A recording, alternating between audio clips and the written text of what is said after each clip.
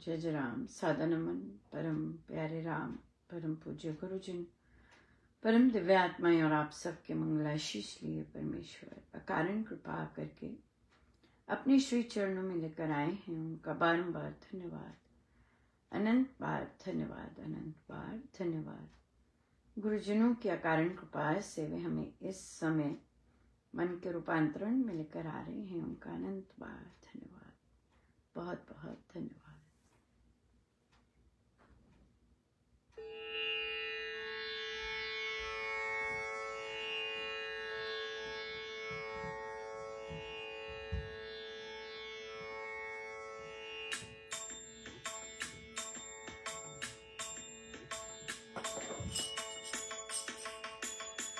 भगता दे कारज आप फलौता अपने काज करावन आया राम।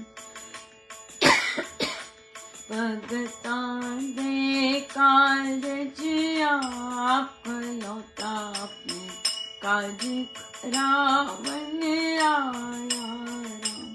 भगता दे कारज आप खलौता अपने काज करावन आया राम।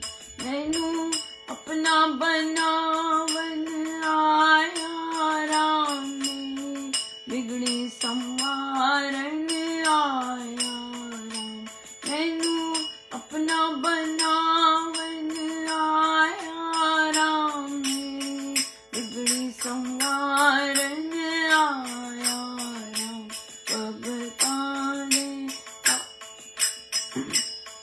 खलौता काज करावन आया राम। भगता दे कारज आप खलौता अपने काज करावन आया राम। श्री प्रवचन पीयूष जी।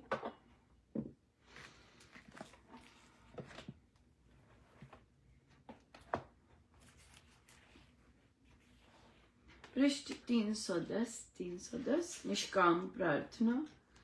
मेरा अपना विचार एक वैज्ञानिक आध्यात्मिक विचार है। आचार्य भी इसी कोटि में आते हैं। इसके अतिरिक्त तो निरातर्कवाद ही है। उपासना में प्रार्थना बड़ी चीज है। राम नाम जपना भी एक प्रार्थना है। माया में रात दिन रहकर हम आत्मा को प्रकृति रूप बना लेते हैं। भगवान का आह्वान करने पर आत्मा जागृत होता है। प्रार्थना करने का ये अर्थ नहीं कि आप अपने परिवार की गाड़ी न चलावें।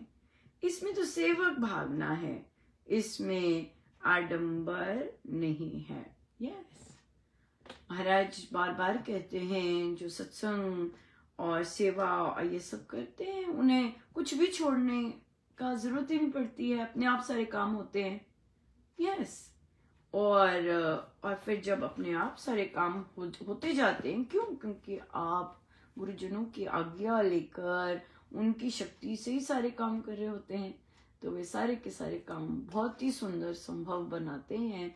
और इसकी पुष्टि देने के लिए बहुत सारे साधक हैं एक दो नहीं है, बहुत सारे साधक हैं जो गृहस्थ हैं, जो जिनके बच्चे हैं, जो कामकाजी महिलाएं हैं, जो सत्संग में सेवा देते हैं हर रोज दैनिक। इसलिए सब कुछ करते हैं। तो इसलिए समय महाराज बहुत सुंदर सा निकाल देते हैं।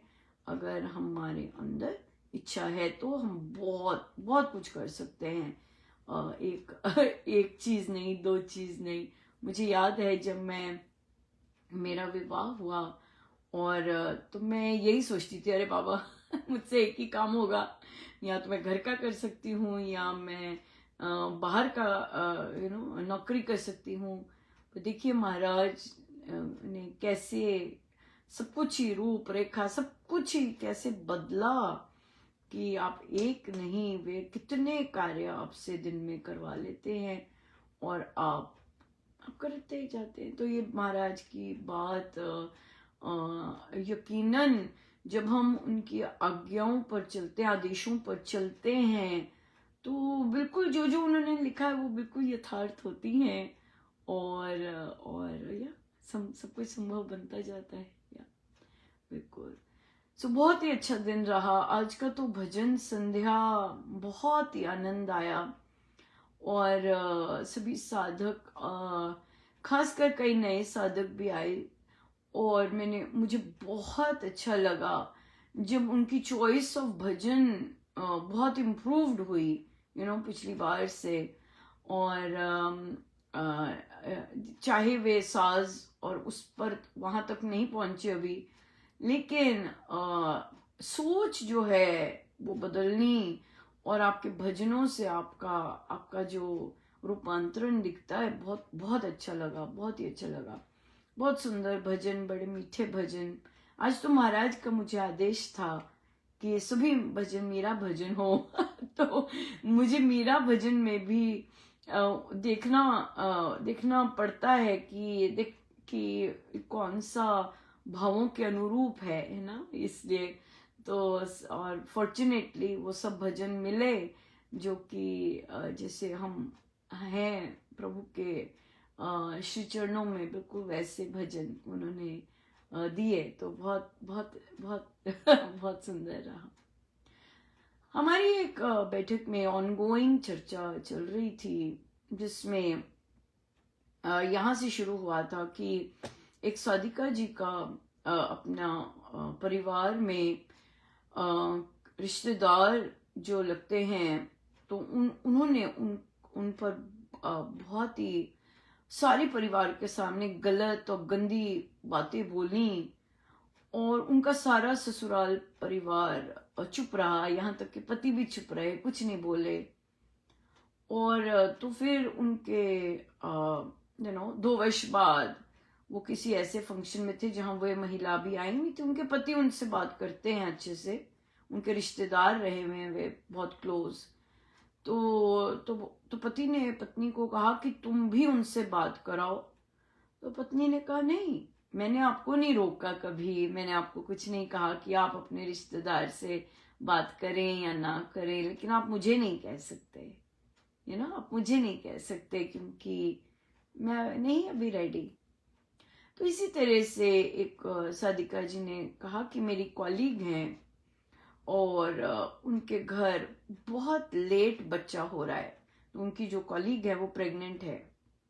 अब क्या हुआ कि उनकी डिलीवरी, उनको काफी कष्ट और कॉम्प्लिकेशंस भी रहे, तो उनका डिलीवरी का समय आने वाला है। तो क्या जो जेठानी उनसे कभी नहीं बोलती, उन्होंने अपने बच्चे, यंग बच्चे, 11th-12th के बच्चे भेज दिए उनके घर छुट्टी मनाने। हाँ, सो और वो बच्चे ऑफ कोर्स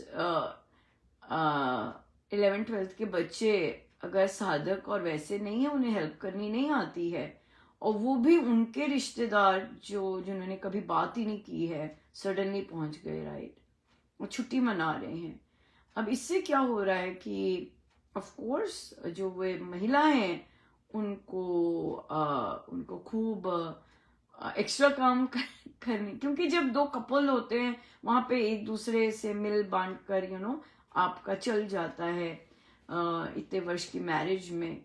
और जब हस्बैंड कोई स्टैंड नहीं लेता, यहाँ पे भी आया ना, हस्बैंड ने कुछ नहीं कहा कि भैया के बच्चे आए हैं, कुछ रोका नहीं, तो उन्होंने कहा कि डेफिनेटली वो परेशान है, तभी अपनी कॉलीग से बात कर रही हैं कि किस तरह आ गए। अब मुझे बहुत काम हो जाता है, यंग बच्चे कुछ करते नहीं हैं, और फिर उनको इस तरह से, और वो प्रेग्नेंट है फर्स्ट टाइम।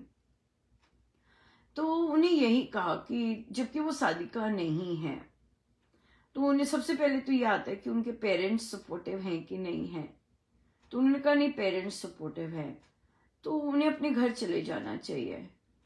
कहते नहीं, अभी छुट्टी अभी पर आई नहीं है, कोई बात नहीं, लीव लेके चले जाना चाहिए अपने पेरेंट्स के घर, क्योंकि देखिए आप ऐसा स्ट्रेस ले रहे हैं, अनवांटेड गेस्ट आए हैं, जानबूझ के ही भेजे, जैसे भी है जेठानी ने क्यों भेजे हैं भगवान जाने।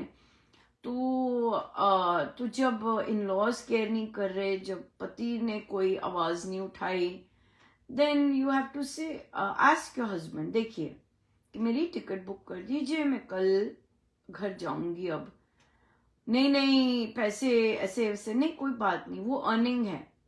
जब आप अर्निंग है आप ऐसे डिसीजन ले सकते हैं, तो कोई बात नहीं। मैं अभी निकलूंगी, आप भैया के बच्चों को अच्छे से टेक केयर कीजिएगा और घुमाइएगा, पर मुझे जाना है। तो अब देखिए कि हस्बैंड अगर नहीं सपोर्ट देते इस चीज में, देन उन्हें खुद अपनी बुकिंग करनी चाहिए और चले जाना चाहिए, लेकिन बिना किसी एंगर के, क्योंकि ये जो स्टेज है स्ट्रेस एंगर, ये बच्चे के लिए तो अच्छा नहीं हो, है ना। जो भी अभी आप स्ट्रेस ले रहे हैं, वो जितने भी केमिकल्स हैं वो बच्चे को जा रहे हैं।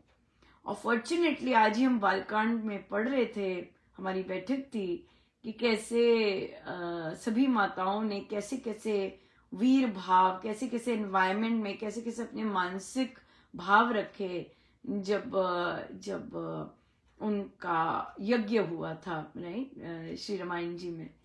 तो बहुत ही सुंदर था वो। तो इसलिए ऑल द मोर इम्पोर्टेंट कि आपका पहला बच्चा है, वो भी इतनी देर बाद हो रहा है, तो इसलिए आपकी फर्स्ट प्रायोरिटी उस बच्चे को सेव करना। तो इसलिए अपनी बुकिंग करवाइएगा और जाइएगा, और let husband take care of his family, that's fine, वो टेक केयर कर लेंगे। आप वहां से निकलिएगा and come to your parents house, और लीव की और चिंता मत कीजिएगा, विदाउट पे ले लीजिए, बेशक कोई फर्क नहीं पड़ता, लेकिन आपको जाना जरूरी है। पैसा इस चीज में, स्पेशली जब आप अर्न कर रहे हैं, इस चीज में मैटर नहीं करता। आपकी हेल्थ और बच्चे की वो वेलबींग बहुत बहुत ज्यादा मैटर करती है। रही बात कि हस्बैंड सपोर्टिव नहीं है और ऐसे है वैसे है, ये है वह है, इन चीजों को छोड़ना चाहिए। आपका सारा फोकस होना चाहिए मेरी हेल्थ नंबर 1 और ये बच्चा नंबर 1, राइट। बाद में देख लेंगे। और जो चीज है, जो आपने डिसीजन लेना है अपनी बॉडी के लिए और अपने बेबी के लिए, वो आप ही ले सकती हैं, राइट। जो कष्ट आपकी बॉडी पे आ रहा है और मेंटली आ रहा है, और क्योंकि देखिए प्रेगनेंसी में आप एक प्रेग्नेंट वुमेन को बोलें एक्स्ट्रा स्ट्रेस आ रहा है इन लॉज की तरफ से, तो उसमें उसकी हार्मोनल और वो सब इतना नहीं होता कि वो और एक्स्ट्रा स्ट्रेस ले, जबकि इंडियन वुमेन प्रेगनेंसी में ही बहुत जबरदस्त स्ट्रेस लेती हैं, जबकि हमारी संस्कृति, हमारे रामायण जी में लिखा है कि कैसा बेबी, किस एनवायरनमेंट में बेबी पैदा होना चाहिए, माँ की मानसिक स्थिति कैसी होनी चाहिए, ये चीज हमें हमारे शास्त्रों में लिखा है, हिंदू शास्त्र में लिखा है। पर अनफॉर्चुनेटली हिंदू परिवार ही अपने बहुओं का इतना केयर नहीं करते कि उनकी जो संतान है वो हेल्दी और इस तरह से आए। कई परिवारों में होता है, पर कईयों में जब नहीं होता, then the woman has to step up the game, she has to make those decisions. लेकिन इसमें एक चीज है कि अपने पति के प्रति ग्रज और बाकी चीजें नहीं आने देनी चाहिए मन में, क्योंकि वो टॉक्सिन्स होंगे और वो टॉक्सिन्स पे बेबी को जाते हैं।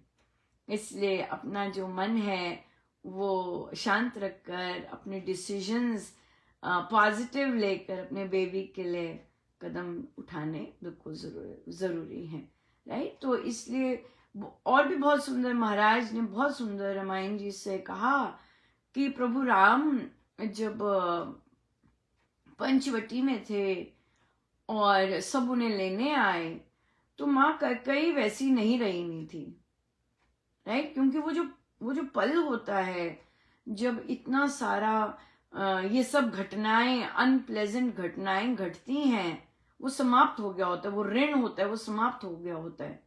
तो प्रभु ने जब सब तीनों ने, लक्ष्मण जी ने, माँ सीता ने उनको प्रणाम किया, और माँ जो कैकेयी थी वे वैसी नहीं थी जो तब थी जब वे अपने वर मांग रही थी, जब वो रूप था। अब वो रूप बिल्कुल नहीं था। और प्रभु राम तो जानते थे कोई दैवी लीला हो रही है, क्योंकि माँ मुझसे सबसे ज्यादा प्यार करती हैं, वो ऐसा नहीं कर सकती, राइट। तो इसलिए वो जो ऐसी अनप्लेजेंट घटनाएं होती हैं वो उस समय की होती हैं, और इस पल क्या होता है, इस पल ऐसा कुछ नहीं होता।